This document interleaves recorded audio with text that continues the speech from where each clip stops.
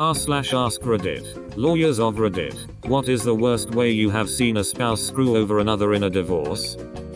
Not a lawyer, but a friend separated from his wife after 18 years of hell. The divorce proceedings took 5 years. He was told by his lawyer everything was signed, so he set up his next wedding 3 months later. A week before the wedding he was told by the lawyer she hadn't signed. They had to go before a judge and get permission to get married. After the wedding she remarked to my wife that she was surprised the wedding had gone ahead because she hadn't signed the papers. She did it intentionally. We stopped being friends with her.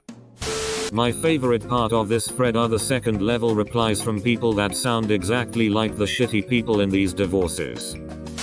For my husband, who is a family law attorney, wife is awarded $1,000 a month in alimony per month.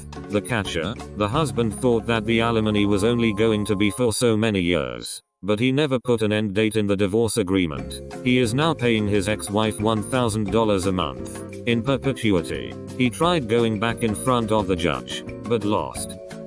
He kept all of her family photos and memory boxes, includes pics of their own kids, their first blankets, all the family photos from her side of the family back generations etc.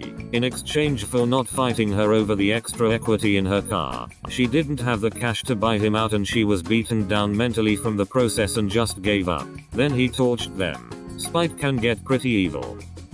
My mom has been trying to ruin my dad's life for the past 20-ish years. She got a house, land, millions in cash, and alimony out of the divorce. She lost custody of all of the kids because she's a crazy abusive bitch. She uses my dad's money to hire lawyers to sue my dad over frivolous shit. She'll then fire the lawyers when they give her honest advice and sue them.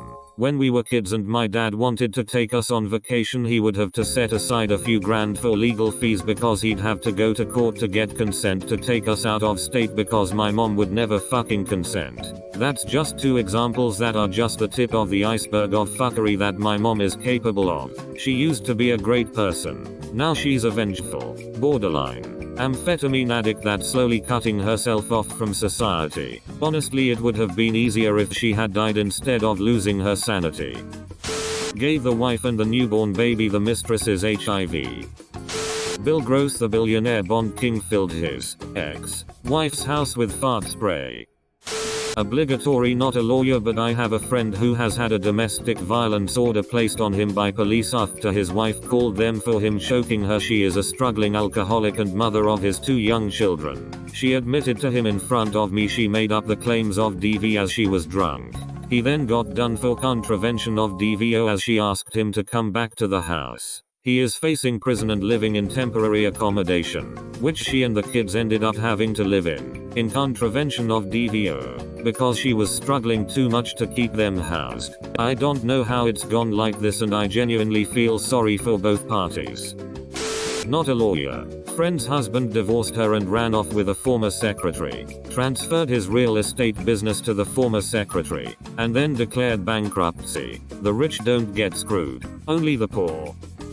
Not a lawyer, but my dad got wasted packing all of our stuff and shit in the boxes before sending them out to us. Watching my mom try to salvage her scrapbooks and sobbing was the beginning of the end of my relationship with my dad. Bright side. He claims he shat in the boxes because he learned we'd already moved in with the man who became my amazing stepdad. My mother now has more scrapbooks than any normal human should have, all free of box shitting assholes. Thanks for watching, mate. Make sure to smash that star button for more high quality content.